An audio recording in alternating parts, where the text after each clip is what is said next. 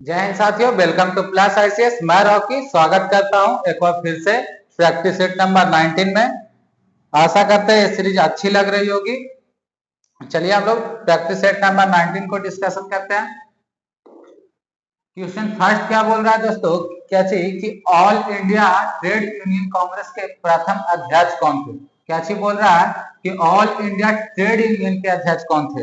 इसमें एक थे ऑल इंडिया ट्रेड यूनियन, एक था क्या चीज Indian national trade union Congress. दोनों में अंतर है दोस्तों। इसमें क्या चीज था, इसकी स्थापना किसने की थी, तो एम एन जोशी ने। किसने, तो एन एम जोशी ने।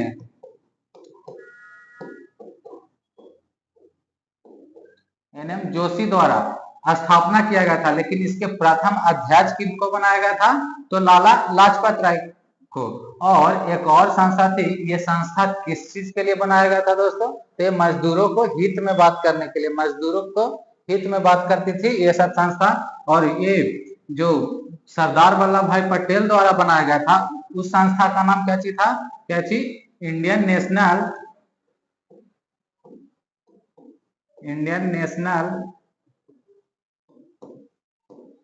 Trade union Congress.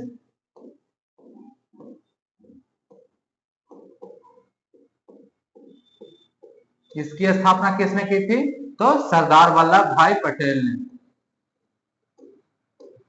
सरदार पटेल ने। और कब की गई थी दोस्तों, तो 1947 में। और ये जो ऑल इंडिया ट्रेड यूनियन की स्थापना हुई थी, ये कब हुई थी, तो 1920 में। और एक याद रखिएगा, जो महात्मा गांधी द्वारा मजदूरों के हित के लिए लाया गया था, क्या चीज, अखिल अखिल क्या चीज, अहमदाबाद टेक्सटाइल मजदूर संघ। क्या चीज, अहमदाबाद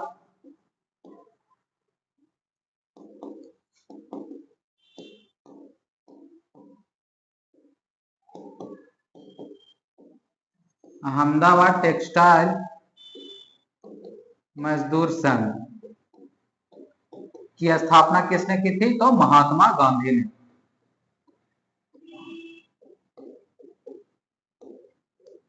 कब की थी, तो 1918 में। याद रखिएगा दोस्तों। इसमें हम लोग 3 फैक्ट जाने। All India trade union Congress की स्थापना किसने की, तो एम एन जोशी ने। इसका जो प्रथम अध्यक्ष कौन थे, तो लाला लाजपत राय। और Indian national trade union Congress की स्थापना कब हुई, तो 1947 में। और इसका स्थापना किसने किया था, तो सरदार पटेल ने। और अहमदाबाद टेक्सटाइल मजदूर संघ, इसकी स्थापना किसने की, तो 1918 में किया गया था। और किनके द्वारा, तो महात्मा गांधी जी के द्वारा। नेक्स्ट क्वेश्चन चलते हैं। नेक्स्ट क्वेश्चन क्या है कि भारत के राष्ट्रपति, क्या चीज बोल रहा है कि भारत के राष्ट्रपति के पद के लिए, राष्ट्रपति के लिए चुनाव लड़ने वाले उम्मीदवार को कितने सुरक्षा राशि देना होता है। तो सुरक्षा राशि मतलब शर्त पूछ रहा है दोस्तों कि राष्ट्रपति की चुनाव लड़ने के लिए क्या क्या शर्त होता है। उसमें 15,000 रुपये जमानत राशि के रूप में लगता है।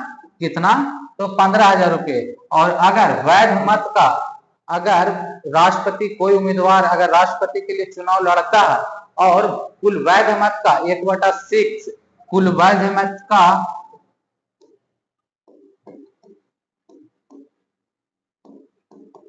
1/6 वोट अगर प्राप्त नहीं करता, तो उसका जमानत राशि क्या हो जाता है, जब्त हो जाता है। अगर कुल वैध मत का 1/6 वोट अगर वो नहीं ला पाता है, कोई उम्मीदवार राष्ट्रपति के पद के लिए चुनाव में लड़ता है और कुल वैध मत का 1/6 वोट नहीं ला पाता, तो क्या चीज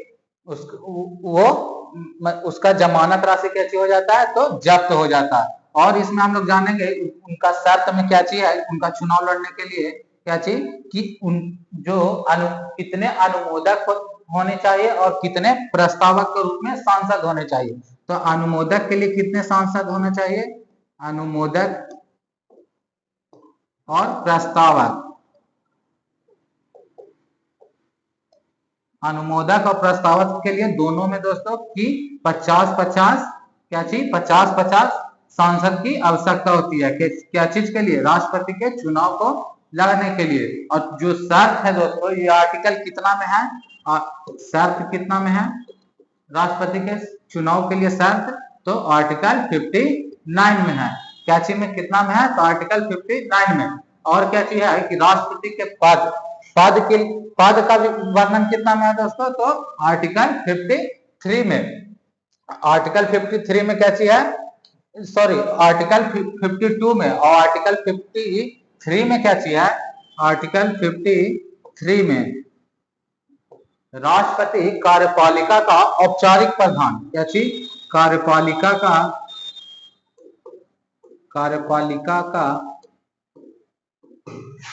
औपचारिक प्रधान,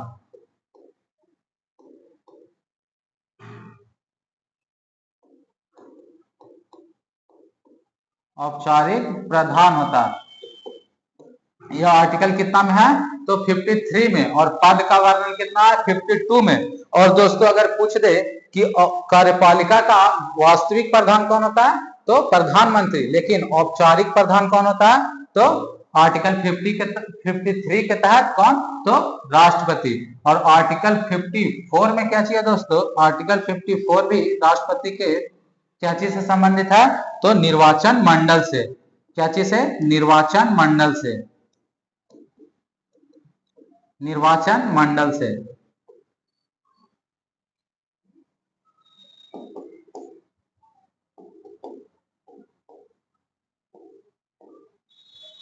निर्वाचन मंडल से, निर्वाचन मंडल कहने का अर्थ है दोस्तों कि इनके चुनाव में कौन कौन प्रत्याशी भाग लेते हैं। इनका चुनाव कैसे होता है, तो अप्रत्यक्ष रूप से।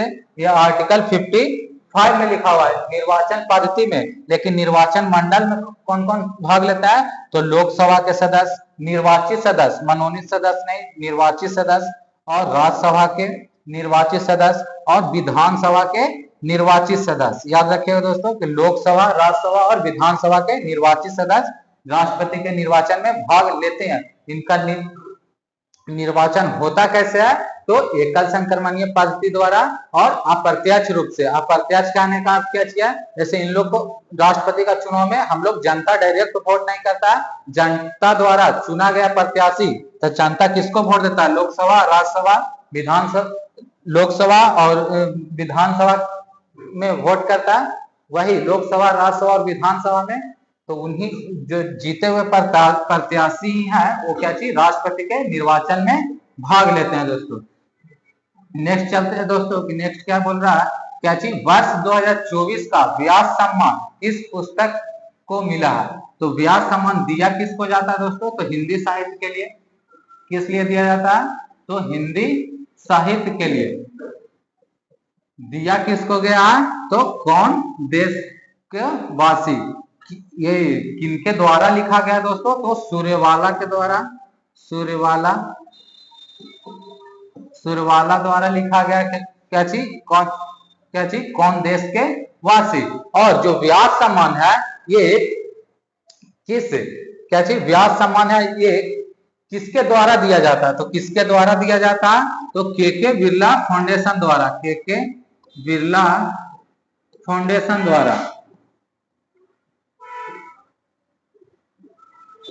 के बिरला फाउंडेशन द्वारा दिया जाता है। दिया कब से जा रहा है दोस्तों, तो 1991 ईस्वी से। दिया कब से जा रहा है, तो 1991 से। और जो के बिरला फाउंडेशन द्वारा दिया जा रहा है, इनके द्वारा और कौन कौन से पुरस्कार दिए जाते हैं, हम लोग पिछले वीडियो में पढ़ चुके हैं दोस्तों, पीछे कुछ पहले वीडियो में। क्या चाहिए, कौन कौन सा पुरस्कार, तो वाचस्पति पुरस्कार, सरस्वती सम्मान, शंकर सम्मान, और क्या चाहिए, बिहारी सम्मान, और क्या चाहिए, व्यास सम्मान। ये पुरस्कार किनके द्वारा दिया जाता है, तो के बिरला फाउंडेशन के द्वारा। एक बार फिर से रिकॉल करते हैं दोस्तों, क्या चाहिए, व्यास सम्मान, सरस्वती सम्मान, शंकर पुरस्कार और वाचस्पति सम्मान, और एक बिहारी सम्मान जो केवल राजस्थान वालों को दिया जाता है दोस्तों। किनके द्वारा दिया जाता है ये, तो के बिरला फाउंडेशन द्वारा। दिया कब से जा रहा है, तो 1991 से। और किस क्षेत्र में दिया जाता है, तो हिंदी साहित्य को प्रोत्साहित करने के लिए दिया जाता है। दिया व्यास सम्मान दिया किसको गया इस बार, तो किस पुस्तक के लिए, तो कौन देश को, वार्षिक पुस्तक का नाम था दोस्तों। और किनको दिया गया, तो सूर्यवाला को दिया गया, किनको, तो सूर्यवाला को, किस पुस्तक के लिए, तो कौन देश को, वार्षिक के लिए, याद रखेगा। और इसका जो इनामी राशि है दोस्तों, इनामी राशि कितना है, तो 4 लाख, याद रखिएगा इनामी राशि कितना है, तो 4 लाख है। नेक्स्ट क्या बोल रहा है दोस्तों कि पहली बार वंदे मातरम कांग्रेस के कलकत्ता अधिवेशन में किसकी अध्यक्षता में गाया गया था दोस्तों, वंदे मातरम। तो वंदे मातरम पहली बार कब गाया गया दोस्तों, तो 1896 में। कब गाया गया, तो 1896 में। इस समय जो कांग्रेस के अध्यक्ष थे वो कौन थे दोस्तों, तो रहमतुल्ला सैनी। कौन थे, रहमतुल्ला एम सैनी। और ये जो कांग्रेस की अध्यक्षता 1896 में हुई कहाँ थी, तो कलकत्ता में। और हम लोग इससे जान सकते हैं दोस्तों कि वंदे मातरम के लेखक कौन है दोस्तों, तो बंकिम चंद्र चटर्जी। ये सबको जानता है दोस्तों कि इनके लेखक कौन है, तो बंकिम चंद्र चटर्जी।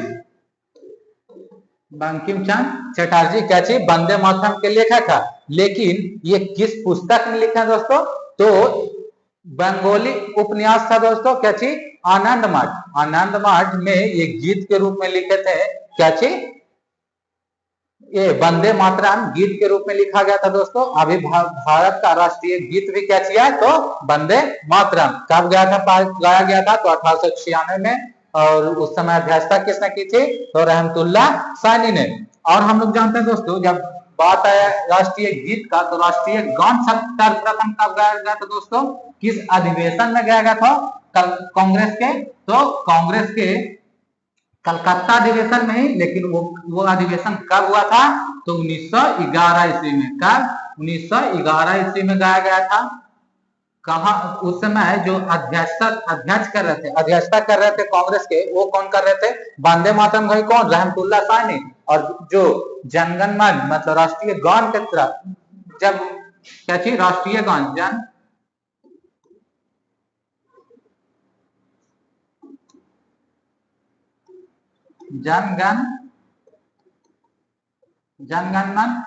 जनगण मन जब गाया गया था दोस्तों, राष्ट्रीय गान जब गाया गया था, तो उस समय के अध्यक्षता कौन कराया था, तो बिशन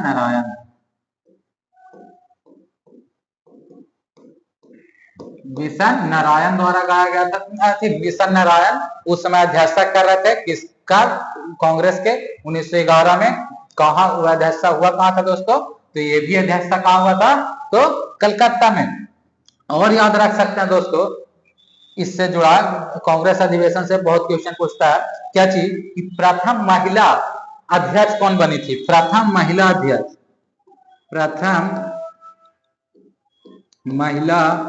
अध्यक्ष कौन थी, तो एनी बेसेंट। कौन, एनी बेसेंट। ये आयरलैंड की रहने वाली थी दोस्तों, आयरलैंड की रहने वाली थी।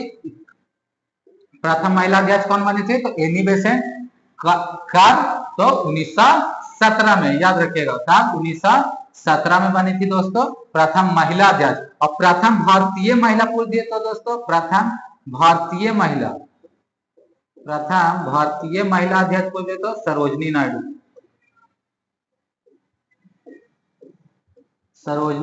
नायडू। ये कब बनी थी दोस्तों, तो याद रखिएगा 1925 में। कब, 1925 में। और हम लोग याद रख सकते हैं दोस्तों, असहयोग आंदोलन के समय कौन था, असहयोग आंदोलन हुआ कब है दोस्तों, स्टार्ट, तो 1920 में। इस समय अध्यक्षता कौन कर रहा था, तो लाला लाजपत राय। याद रखिएगा लाला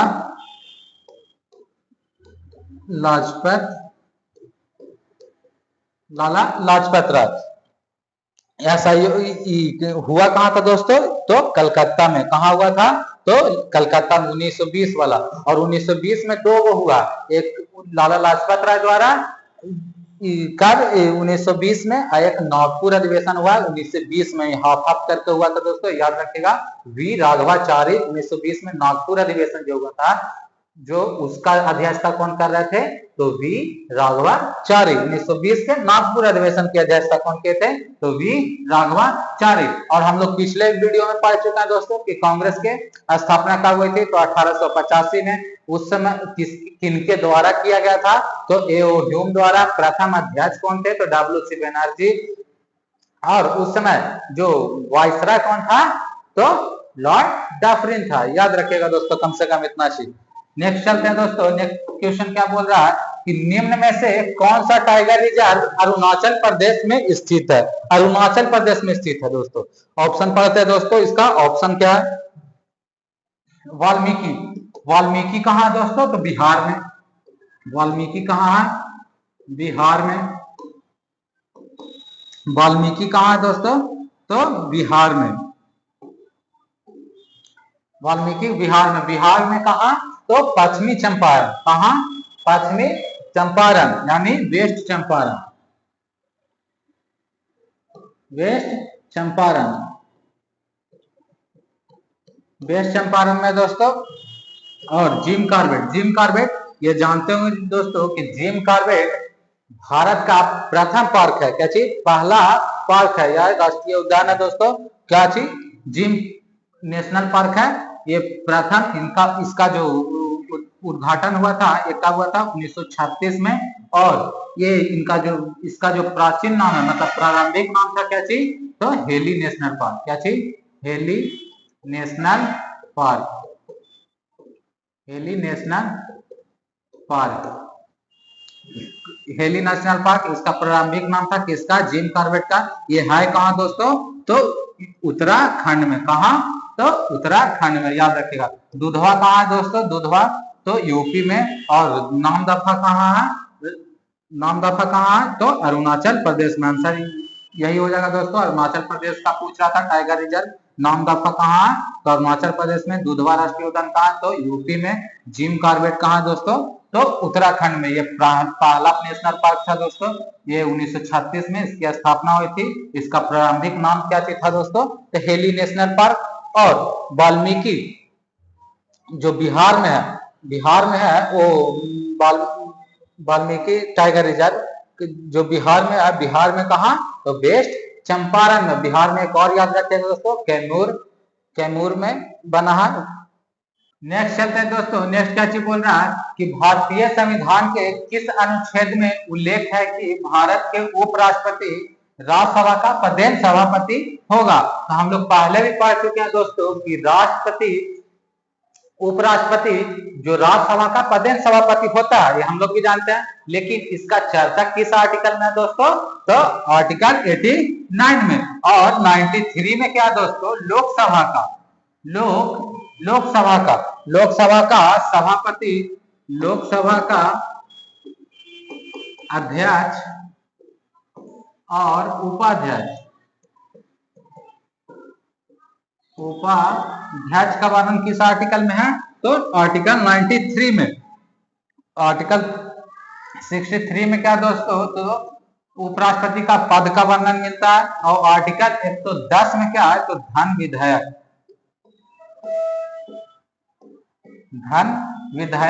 का चर्चा मिलता है।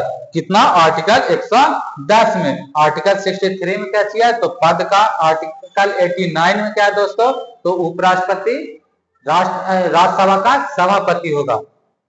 और ये 63 में क्या किया दोस्तों? उपराष्ट्रपति का पद। 93 में लोकसभा का अध्यक्ष और उपाध्यक्ष का वर्णन। क्वेश्चन देखते हैं दोस्तों। भारतीय संविधान के किस अनुच्छेद में राज्यसभा के सभापति और उपसभापति और लोकसभा के अध्यक्ष और उपाध्यक्ष के वेतन एवं भत्तों का उल्लेख है? तो वेतन एवं भत्ते का उल्लेख किस में है? तो 97 में। और राज्यसभा का अभी हम लोग पिछले क्वेश्चन में देखे दोस्तों कि राज्यसभा का सभापति और उपसभापति का वर्णन किस आर्टिकल में मिलता है? तो आर्टिकल 89 में। और लोकसभा वाला कितना पढ़े? अध्यक्ष और उपाध्यक्ष। तो 93 में। याद रखेगा कि लोकसभा के अध्यक्ष और उपाध्यक्ष का वर्णन कितना में? 93 में। राज्यसभा का 89 में। और 97 में दोनों का वेतन एवं भत्ते का उल्लेख मिलता है दोस्तों। आर्टिकल 100 में क्या दोस्तों? गणपूर्ति। गणपूर्ति याद रखिएगा दोस्तों, 1/10 जानते होंगे। और 108 में संयुक्त बैठक। संयुक्त बैठक। संयुक्त बैठक बुलाता कौन है दोस्तों? संयुक्त बैठक बुलाता कौन है? तो राष्ट्रपति, याद रखिएगा। कौन बुलाता है? तो राष्ट्रपति। और लेकिन इसकी अध्यक्षता कौन करता है? तो लोकसभा के अध्यक्ष, याद रखिएगा। संयुक्त बैठक की अध्यक्षता कौन करता है? तो लोकसभा के अध्यक्ष। 97 में हम लोग क्या पढ़े दोस्तों? कि लोकसभा के अध्यक्ष और उपाध्यक्ष और राज्यसभा का अध्यक्ष एवं उपाध्यक्ष का वेतन एवं भत्ते का उल्लेख मिलता है। 98 में क्या चाहिए दोस्तों? 98 में क्या चाहिए? संसद का सचिवालय, याद रखिएगा। क्या चीज? संसद का सचिवालय का वर्णन किसमें है? संसद का सचिवालय कितना में? आर्टिकल 98 में। निम्न में से कौन सा देश विश्व बैडमिंटन चैंपियनशिप 2026 का मेजबानी करेगा दोस्तों? 2026 का मेजबानी कौन करेगा दोस्तों? तो भारत, याद रखिएगा। कौन सा देश करेगा 2026 का मेजबानी? तो भारत। आइए दोस्तों हम लोग बैडमिंटन के कुछ प्लेयरों का नाम देखते हैं दोस्तों। इससे क्वेश्चन पूछता है कि जैसे साइना नेहवाल किस खेल से संबंधित है, इस तरीका से क्वेश्चन पूछता है दोस्तों। तो साइना नेहवाल किससे है? तो बैडमिंटन से। पारुपल्ली कश्यप कौन सा है दोस्तों? तो बैडमिंटन से। अश्विनी पोनाप्पा किससे है? तो बैडमिंटन से। साई प्रणीति किससे है? तो बैडमिंटन से। चिराग शेट्टी, किदाम्बी श्रीकांत, पीवी सिंधु, लक्ष्य सेन और प्रणय एच, याद रखिएगा दोस्तों। लक्ष्य सेन का नाम याद रखिएगा जरूरी से। पीवी सिंधु जानते ही होंगे, और साइना नेहवाल, पारुपल्ली कश्यप, अश्विनी पोनाप्पा और साई प्रणीति और चिराग शेट्टी, याद रखिएगा। नेक्स्ट चलते हैं दोस्तों। नेक्स्ट क्या है कि उन तटों का चयन कीजिए जो अरब सागर के किनारे से सटे हैं। अरब सागर दोस्तों आप लोग जानते होंगे कि बंगाल की तरफ कहती है, भारत के नक्शा में इस तरफ क्या चाहिए? बंगाल की खाड़ी, और इस तरफ क्या चाहिए दोस्तों? अरब सागर। तो क्या चीज बोल रहा है कि अरब सागर से मतलब इस साइड कौन कौन है दोस्तों? तो इस साइड कौन कौन सा दोस्तों? 3 तट याद रखिएगा ज्यादातर। एक क्या चीज? कोंकण तट याद रखिएगा दोस्तों। मलाबार तट, एक तट और याद रख सकते हैं दोस्तों, काठियावाड़ तट। क्या चीज? काठियावाड़ तट। और एक और याद रख सकते हैं, कन्नड़ तट। कन्नड़ तट, ये सब क्या चीज है दोस्तों? तो ये क्या चीज? अरब सागर से लगता है इसके सीमा। क्या चीज? अरब सागर से, यानी पश्चिमी साइड से, पश्चिमी भारत से। और ये जो कोरोमंडल और उत्तरी सरकार है दोस्तों, ये कहाँ का मतलब किस साइड लगता है? तो बंगाल की खाड़ी से लगता है। ये किस साइड से लगता है? तो बंगाल की खाड़ी, याद रखिएगा। बंगाल की खाड़ी से। बंगाल की खाड़ी से कौन कौन? बंगाल की खाड़ी याद रख सकते दोस्तों। और ये अरब सागर, यानी ये इसको क्या बोल सकते हैं दोस्तों कि ये इसका आंसर क्या हो जाएगा? 2 और 3। 2 और 3 कौन हो जाएगा? तो ये इसका आंसर क्या हो जाएगा? तो 2 वाला राइट आंसर। नेक्स्ट चलते हैं दोस्तों। क्या चाहिए? गर्मी में मौसम में आने वाले, गर्मी में मौसम में आने वाले स्थानीय तूफान के संदर्भ में नॉर्वेस्टर क्या है? तो नॉर्वेस्टर क्या है दोस्तों? बंगाल और ये खास करके असम में, क्या चीज? बंगाल और असम में शाम के समय में चलने वाली भयानक आंधी को क्या चीज बोलते हैं? तो नॉर्वेस्टर, याद रखिएगा दोस्तों। तो बंगाल और असम में शाम के समय में चलने वाली आंधी को क्या चीज बोलते हैं? नॉर्वेस्टर। इसी को बोलते हैं क्या चीज दोस्तों? काल बैसाखी। क्या चीज? काल बैसाखी। काल बैसाखी इसी को बोलते हैं दोस्तों, याद रखिएगा। नेक्स्ट चलते हैं। ब्रिटिश भारत के निम्नलिखित गवर्नर जनरलों में से कौन स्वतंत्र प्रेस के पक्ष में था और उसने 1823 के प्रेस विनियमों को निरस्त कर दिया गया था दोस्तों? 1823 में प्रेस विनियमों का निरस्त किया। ये अधिनियम कब बना था दोस्तों प्रेस पर? तो 1823 में प्रेस विनियमों को निरस्त कर दिया गया था। तो ये जो अधिनियम था, इसने किसने निरस्त किया था दोस्तों? तो चार्ल्स मेटकॉफ। किसने? तो चार्ल्स लॉर्ड मेटकॉफ दोस्तों। किसने? तो लॉर्ड मेटकॉफ। इसी कारण दोस्तों ये जो प्रेस पर से जो नियम कानून था दोस्तों, इसे हटा दिया था। इसी कारण इसे जो मेटकॉफ को प्रेस क्या मुक्तिदाता बोलते हैं दोस्तों। क्या चीज? प्रेस का मुक्तिदाता। प्रेस का मुक्तिदाता। मुक्तिदाता क्या चीज बोलते हैं? प्रेस का मुक्तिदाता किसे बोला जाता है? तो चार्ल्स मेटकॉफ को। ये हटाया कब था दोस्तों? हटाया कब था? तो 1835 में, याद रखिएगा। कब? तो 1835 में हटाया गया था। लॉर्ड रिपन दोस्तों, लॉर्ड एलन बैरो। लॉर्ड एलन बैरो से याद रख सकते हैं दोस्तों एक चीज कि दास प्रथा का अंत। क्या चीज? दास प्रथा का अंत। दास प्रथा का अंत। दास प्रथा का अंत किसने किया था दोस्तों? तो लॉर्ड एलनबारो ने। कब? तो 1843 में, याद रखिएगा। कब किए थे? तो 1843 में। किसने? तो लॉर्ड एलनबारो ने दास प्रथा कांड। तो लॉर्ड एलनबारो। लॉर्ड लिटन से याद रखिएगा दोस्तों, क्या चीज कि इसने वर्नाक्यूलर प्रेस एक्ट,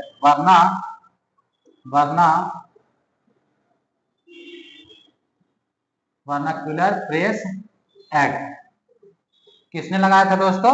तो लॉर्ड लिटन ने। और इसी प्रेस एक्ट को हटाया किसने था दोस्तों? तो हटाया था किसने? याद रखिएगा कि हटाया किसने था? हटाया किसने था?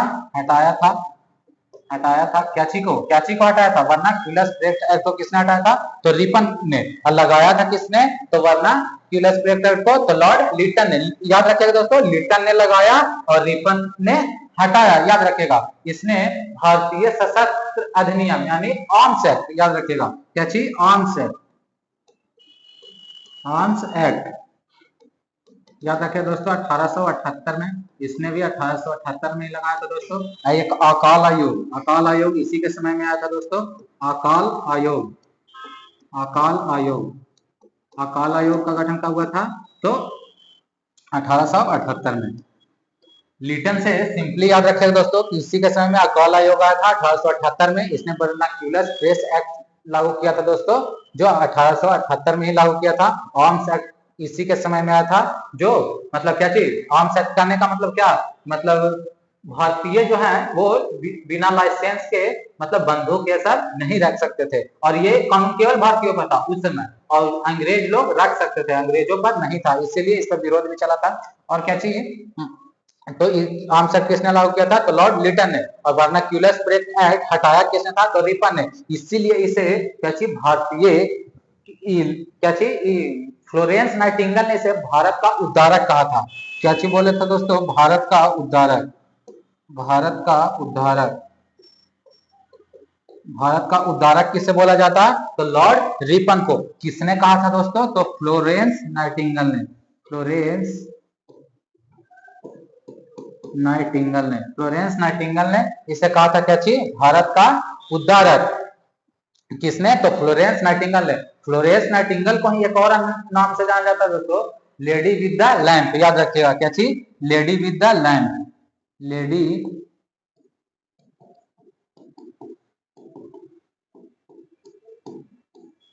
लेडी विद द लैंप किसे बोला जाता है? तो फ्लोरेंस नाइटिंगेल को। भारत का उद्धारक कहा था किसने? तो फ्लोरेंस नाइटिंगेल ने। किसको? तो रिपन को। और लॉर्ड एलनबारो ने दास प्रथा का अंत किया था दोस्तों। प्रेस का मुक्तिदाता किसे कहा जाता है? तो चार्ल्स मेटकफ को। आर्म्स एक्ट किसने लगाया था? लॉर्ड लिटन ने। वर्नाक्यूलर प्रेस एक्ट किसने लगाया था दोस्तों? लॉर्ड लिटन ने। अकाल आयोग भी इसी के समय में आया था, लॉर्ड लिटन के समय में। एक रिपन के समय में। और याद रखिएगा दोस्तों, नियमित जनगणना क्या चीज? नियमित जनगणना, नियमित जनगणना, नियमित जनगणना किसके काल से समय में स्टार्ट हुआ था दोस्तों? तो लॉर्ड रिपन के समय में दोस्तों, याद रखिएगा। आज का वीडियो यहीं समाप्त होता है दोस्तों, मिलते हैं नेक्स्ट वीडियो में।